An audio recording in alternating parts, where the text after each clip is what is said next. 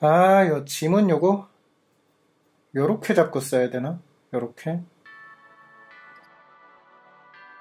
안녕하세요, 라이브렉스입니다. 네, 오늘은 오랜만에 아이패드 프로 3세대 11인치 모델을 가지고 이야기를 해보려고 해요. 지난 리뷰 영상에서도 이야기를 했었지만 저 같은 경우에 지금까지 대부분의 아이패드 시리즈를 구매했고 사용을 해봤는데요. 뭐 당연하다면 당연할 수 있지만 아무래도 이 녀석 같은 경우에 지금까지 썼던 패드 중에서는 가장 만족도가 높은 게 사실입니다. 근데 그렇다고 해서 뭐 불편하거나 단점이 없냐 하면 그렇지는 않아요. 이게 저 같은 경우에는 구매 전에 예상을 했던 부분도 있고 직접 써보면서 체감이 된 그런 아쉬움도 있긴 한데요. 아이패드 프로 11인치 모델을 기준으로 애플 펜슬 2세대와 조합을 한다는 가정하에 제가 직접 써보면서 느낀 아쉬움 5가지 정도만 추려서 소개를 해드리도록 하겠습니다. 네, 어떤 것들이 있는지 지금부터 함께 보시죠.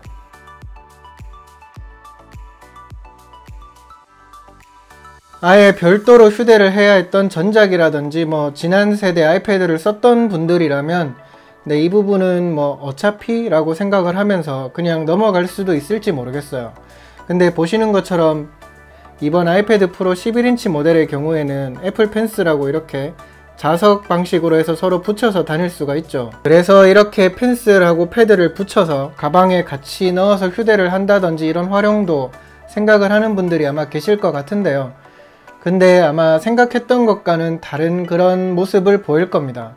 저 역시 이제 이렇게 붙여서 가방에 넣어서 자주 다녀보곤 했는데요. 이게 자력 자체가 약한 건 아닌데 가방에 넣어서 다니면 이렇게 밀린다든지 하면서 펜슬하고 패드가 분리가 되는 경우가 많더라고요. 그래서 결국에는 나중에 가서 보면 뭐 펜슬은 따로 막 돌아다니고 있고 그런 경우가 많았어요. 근데 이게 자칫 가방 안에서 잘못 굴러다니다 보면 패드랑 펜슬이 서로 부딪혀서 뭐 손상이 간다든지 이런 걱정도 가끔씩은 스치기도 했습니다. 그래서 결국 아이패드 프로 3세대랑 애플 펜슬 2세대를 함께 이렇게 조합해서 다니려고 하는 분들은 아마도 별도의 펜슬을 수납해서 다닐 수 있는 그런 휴대 방법을 고민해 보셔야 될 것 같아요. 물론 이게 이런 류의 다른 디바이스에서도 있었던 그런 단점이긴 한데 아무래도 뭐 자력이 강하고 이런 부분에 대한 어필이 너무 많았기 때문에 이대로 가방에 넣어서 휴대를 하는 그런 활용까지 고민을 했던 분들이 많은 걸로 아는데요. 저도 그렇고. 근데 아이패드 프로 3세대와 애플 펜슬 2 역시 네, 이런 류의 그런 휴대에 대한 배려에 있어서는 조금은 아쉬움이 있었습니다.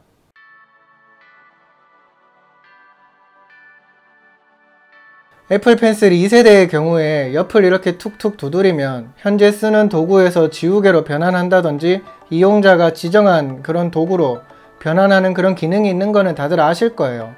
뭐 저 역시 처음에는 이 기능을 보고 와 정말 편하다 이렇게 생각을 하기도 했었는데 근데 이게 오랜 시간 메모를 한다든지 그림을 그리면서 손에 땀이 차거나 하면 오히려 불편하게 다가오는 경우가 많았습니다. 이게 생각보다 민감하다고 해야 되나? 뭐 이렇게 갑자기 변하는 그런 경우가 많더라고요. 쓰다 보면. 구매 전에는 이게 잘 인식이 될까 하는 게 걱정이었는데 오히려 써보면서는 땀이 차거나 했을 때 너무 민감하게 작동해서 오히려 불편하게 다가왔습니다.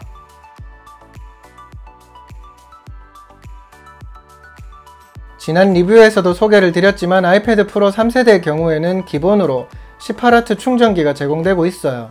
그래서 뭐 전작들의 그런 구성품을 생각했을 때는 네, 이런 구성이 뭐 많이 장점으로 그리고 좋은 점으로 어필이 되곤 했는데요. 그런데 이게 제가 욕심이 많은 건지는 모르겠어요. 18W 충전기로 충전을 했을 때 그 속도가 저 같은 경우에는 그렇게 만족스럽지가 않더라고요.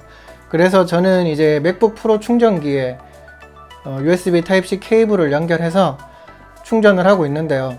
아마 아시는 분들도 계시겠지만 이렇게 충전을 하면 최대 30W까지 들어가면서 고속 충전이 됩니다. 아이패드 프로 3세대의 경우에 포트가 USB 타입C로 바뀌면서 뭐 충전이라든지 이런 확장성 측면에서 이점이 있다고 많이 알려져 있죠. 이게 아까 말한 것처럼 고속 충전 측면에서도 그런 장점이 뭐 쉽게 체감할 수 있을 것으로 그렇게 기대를 모았었는데요. 그런데 고속 충전이 가능한 수준의 출력을 갖고 있는 충전기라고 해도 USB 타입-A 포트로 되어 있는 충전기는 30W까지 충전이 안 된다고 해요. 이거는 뭐 실제로 벨킨이라든지 이런 다른 액세서리 전문 업체에서도 이런 부분에 대해서는 뭐 팁이랄까 이런 걸 주셨는데요. 실제로 테스트를 해본 사람들의 후기도 이런 이야기가 여럿 있죠. 그래서 고속 충전에 대한 필요성이라든지 욕심이 있는 분들은 또 별도의 충전기를 구매하셔야 될 것 같습니다. 뭐 저처럼 맥북 프로를 쓰는 분들이라면 그거를 이용하셔도 될 텐데, 네, 모든 사람들이 그런 게 아니기 때문에 뭐 기존에 쓰던 걸로 되겠지 하고 쓰시면 오히려 난감한 그런 상황도 발생할 수가 있을 것 같아요. 네, 그래서 이런 거는 알아두시면 좋을 것 같네요.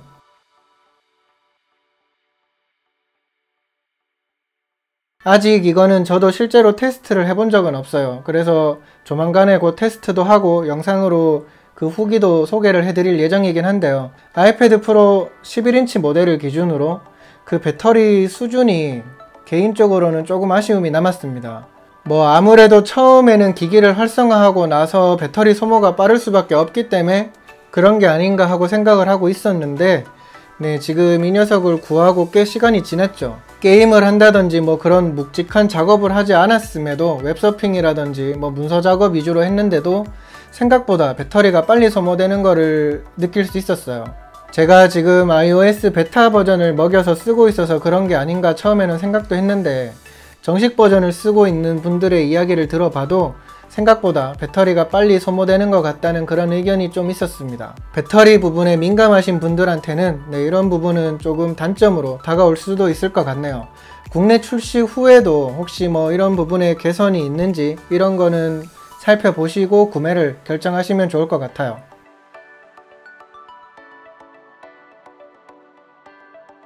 아이패드 프로 3세대의 경우에 이제 페이스 아이디로 잠금 해제라든지 그런 게 되는 거를 다들 아실 텐데요. 사실 이거는 구매 전부터 어느 정도는 예상을 했던 부분이기는 해요.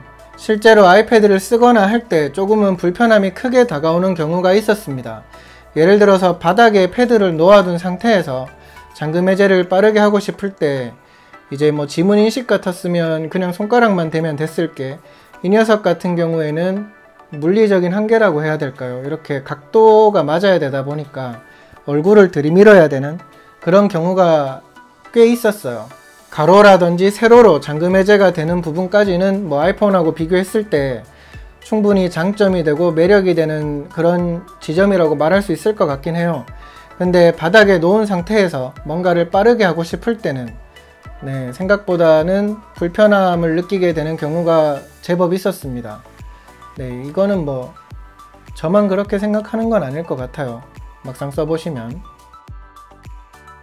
시간이 지나면 해결될 부분들이긴 하지만 아직까지 앱 해상도가 아이패드 프로 3세대를 완벽하게 지원하는 게 많지 않다는 점이라든지, 아까 말씀드린 것처럼 뭐 아이패드와 애플 펜슬을 동시에 휴대하면서 다니고 싶은데 이런 게 가능한 액세서리가 아직은 그렇게 많지 않다는 점, 그리고 홈 버튼이 있는 전작을 썼던 분들이라면 이번 아이패드 프로 3세대를 쓰면서 조금은 경험치를 쌓아야 편하게 쓸 수 있는, 그리고 뭐 오작동 없이 조작을 할 수 있는 그런 점 같은 경우에도 아이패드 프로 11인치 기준에서 단점으로 말할 수 있는 그런 부분이 아닌가 생각이 됩니다. 방금 말씀드린 그런 아쉬운 점이라든지 단점이 개인적으로 크게 체감된다, 민감하다 하는 분들은 오히려 전작인 아이패드 프로 2세대를 구매하시는 게 더 현명한 혹은 뭐 합리적인 그런 선택이 아닐까 하는 생각도 듭니다. 오늘 준비한 영상은 여기까지입니다.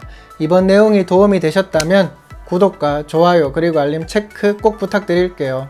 또 다른 영상에서 빠르게 만나요. 감사합니다. 끝! 뭐 단점은 단점이고 개인적으로는 좋은 것 같아. 뭐 휘지만 않으면 되지 뭐.